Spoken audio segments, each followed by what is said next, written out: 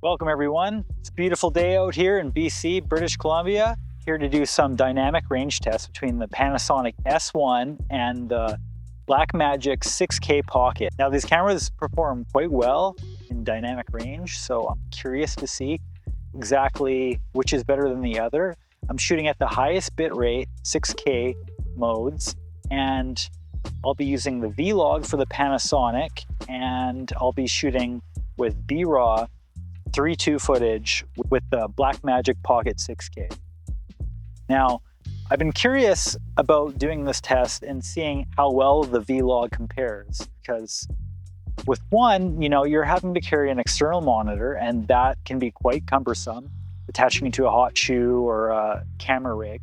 Whereas the S1, just operating the Vlog alone, while it's not quite the same, it's still supposed to have pretty good dynamic range. So hopefully with this test, establish whether or not buying an external recorder for my S1 is something I should consider, or if the convenience of having the Blackmagic Pocket 6K outweighs the struggles with using the system of the Blackmagic. Comparing the Panasonic S1 in the 6K mode. I'm going to switch over now. This is on the Canon 16 to 35 f4 lens. I'm going to switch over to the other body now, and we'll see how that one compares.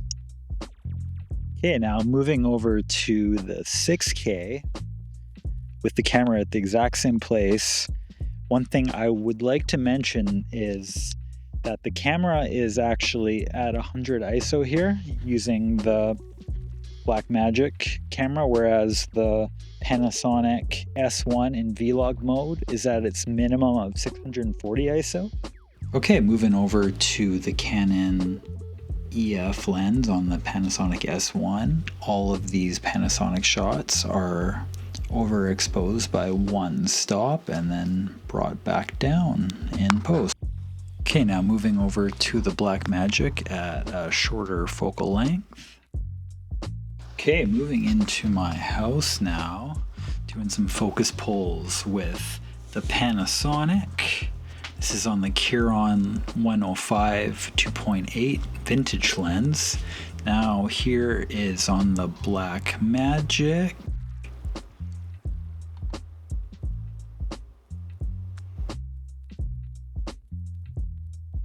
Okay, now on to Panasonic and Blackmagic. Back over to Panasonic. We're going to try and lift some of these shadows. Now for the Blackmagic. So if you didn't know, the Panasonic S1 only shoots in 420 and 6K.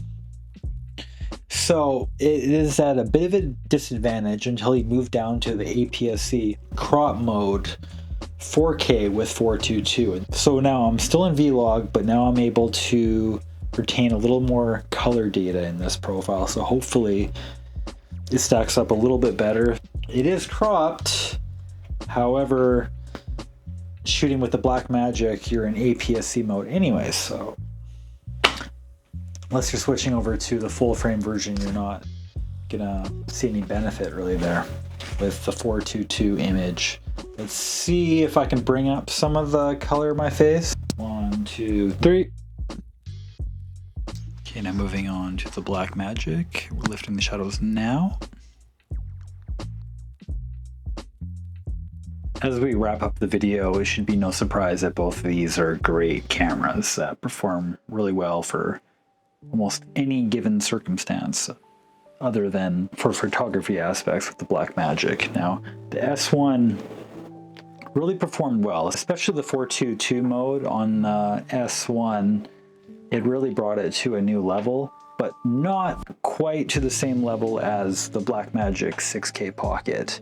Being able to have the flexible ISO in post-production and also white balance is really a massive game changer.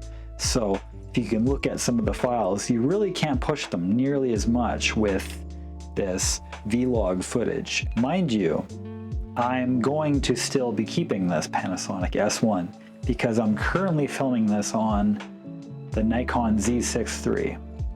This is something that I felt struck the perfect balance between a cinema camera and a photography camera. So stay tuned for more videos on this Nikon Z6 III. I'm pretty excited with what the future holds with this channel, so stay tuned. We're gonna do some comparisons, and I look forward to seeing you all in the next video.